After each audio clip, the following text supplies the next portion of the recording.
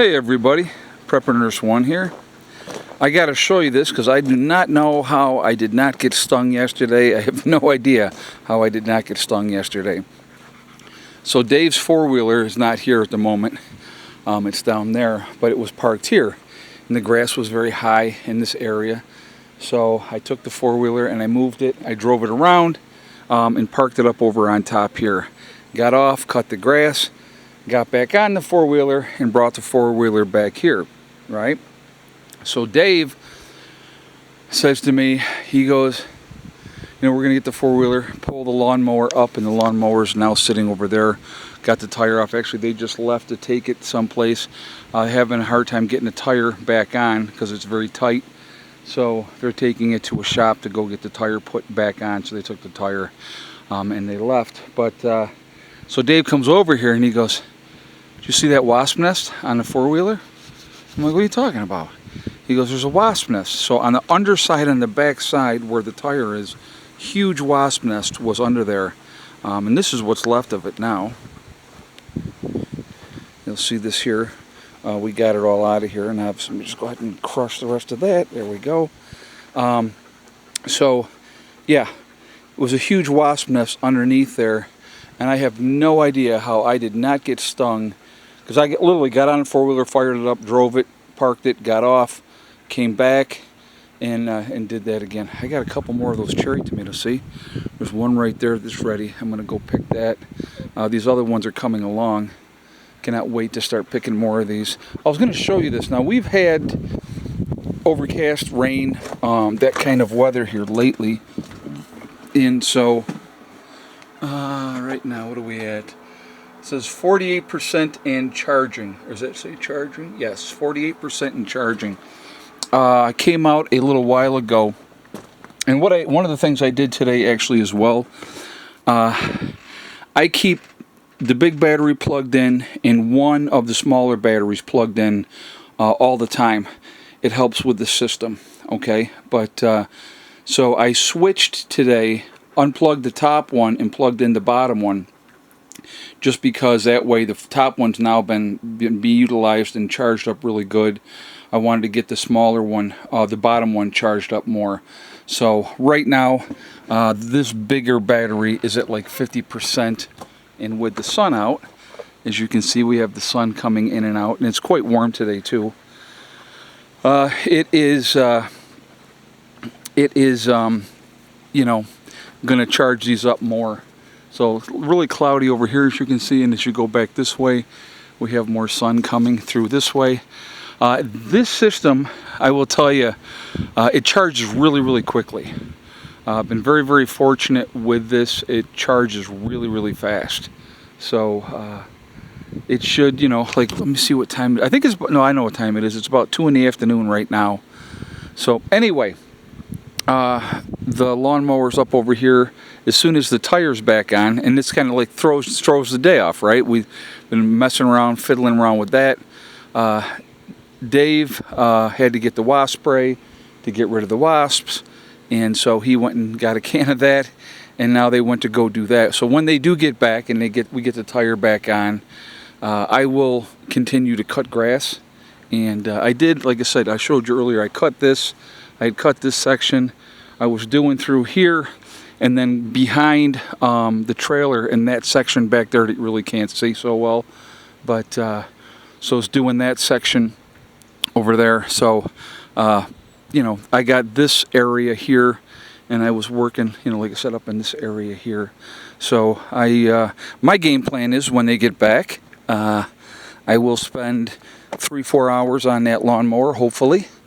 Let's say they get back by 4. That would give me actually till it's dark, almost until 9 o'clock. I will finish this here first, and then I will go up on top and start cutting that. And try to get, we still got to move this stupid four-wheeler. That has to be done as well. So we will get that moved also. And I'll clean up that spot there. But yeah, it's always something. It's always something. But, you know, what are you going to do? So we haven't done anything on the pavilion other than move all the tools over to that side. Once they get back, you know, then we'll have 2 people working on the pavilion. And then, like I said, I'll be cutting grass, because you really don't need more than 2. You need 2, but you don't, you know, and especially when one of them knows what they're doing and Dave knows what he's doing as far as construction goes. I do not. So so they'll be working on that while I cut grass. So we'll see how much we get accomplished today. You know, whatever progress we make is going to be more than nothing, right? So I had been hoping, my game plan in my head before the tire went off the lawnmower was I was going to get most of this done yesterday. I figure I got about an hour or so to go on this area here, and then I was going to, you know, today I would have been in the upper meadow the entire time working up there. But, you know, I'll get done what I can get done. When they get back and they get the tire back on, I'll do what I can, and then tomorrow will be a brand new day.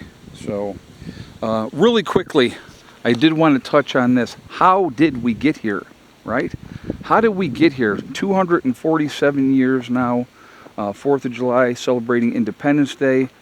You know, if you look back, our forefathers right now would be turning over in their graves if they knew what this country had turned into as far as taxation and everything else. It's insanity. It is insanity.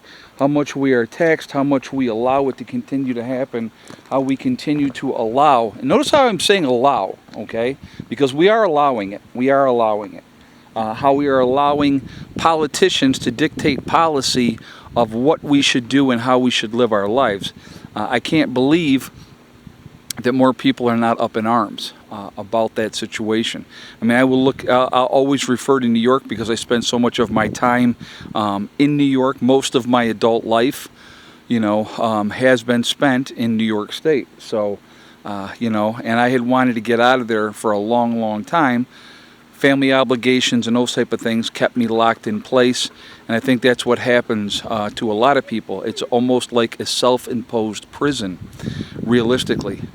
And you know, if you're young and you don't have those attachments, I would encourage anybody to get out of states like California, New York.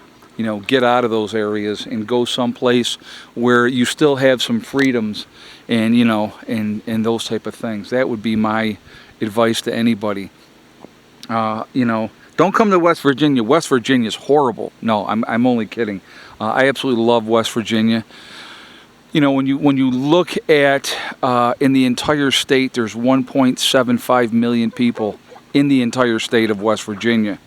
You know, where I lived when I lived in Greece, New York, I was in the suburbs outside of the city of Rochester.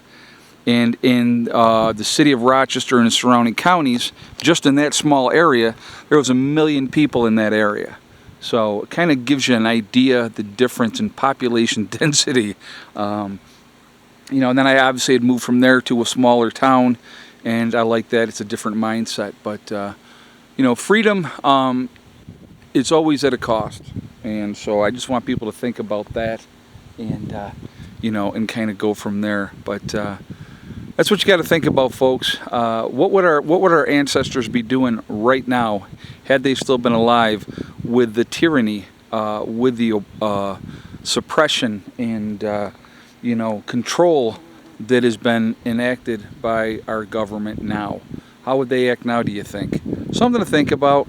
It comes down to a point, and it always comes down to a point when how much is enough, right? When have you had enough?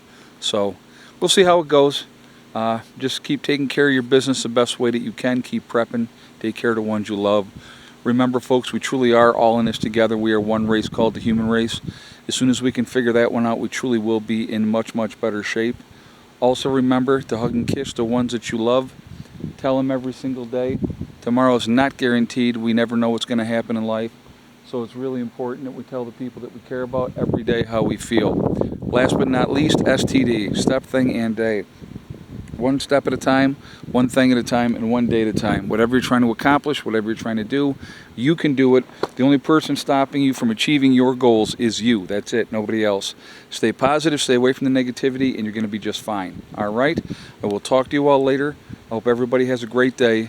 Prepper Nurse 1, out for now.